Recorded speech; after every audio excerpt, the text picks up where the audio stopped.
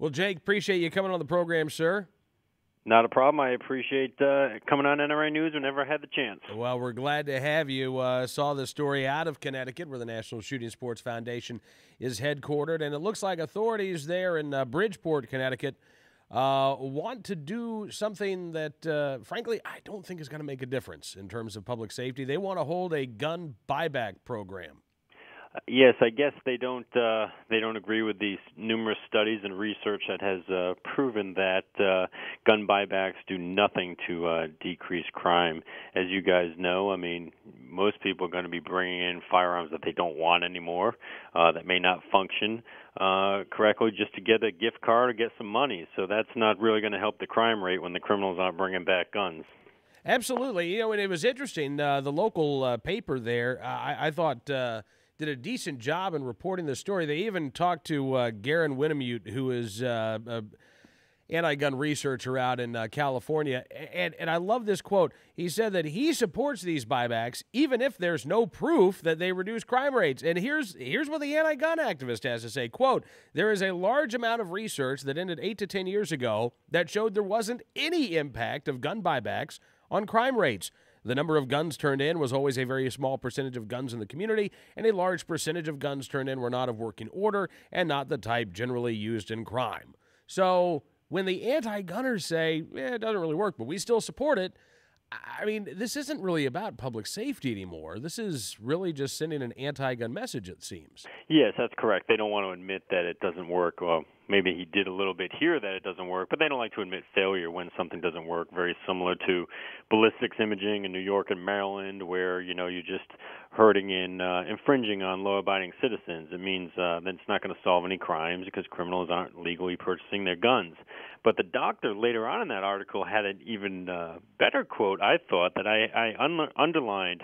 It said that the doctor said there are gun buyback programs that have been successful in other countries. In Australia, where the gun buyback program's participation was mandatory. I don't think that's a gun buyback program if it's mandatory. No. I believe that's gun confiscation, which I think we're all trying to fight and make sure it doesn't happen.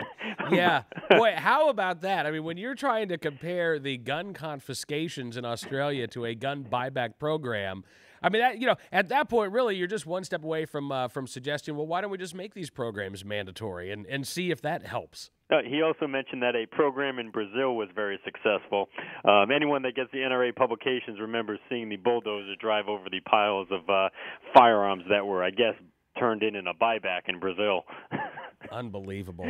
Unbelievable. Well, and now I guess one of the supporters of the local gun buybacks in Connecticut, they're not raising a lot of money for these buybacks because they don't work. And so his response is, well, maybe we'll see if we can get some federal help, some federal money for a buyback program. Now, Jake, it's been almost a decade since Housing and Urban Development cut off funds for buyback programs. Are you guys concerned at all that under the Obama administration we could see a return to the federal expenditures for gun buybacks? Well, I can't guarantee what they're going to be spending money for or wasting money for in Washington, D.C. nowadays. You know, they could put it back in for gun buybacks. But, you know, we run a program which would be much more helpful and much more successful called Don't Lie for the Other Guy, which tries to cut down on straw purchasing and tries to cut down on you know, illegal purchases and firearms entering into the community through those means. But, you know, we can't seem to get any funding for a program that has shown success in the past. They would rather waste taxpayer dollars on doing gun buybacks, which have no impact. I mean, how about they use some of that money to invest in law enforcement and increase law enforcement on the streets, which is the only proven way to cut down on crime in some of these cities. Oh, come on. That's too much common sense. We've got guns to demonize. Yeah. Yes. Maybe we should do an automobile buyback because, you know, the number of car accidents on Route 95 here in Connecticut continues to go up as well. I will offer $300 for anybody wanting to turn in their '65 Mustang. That's not a bad deal.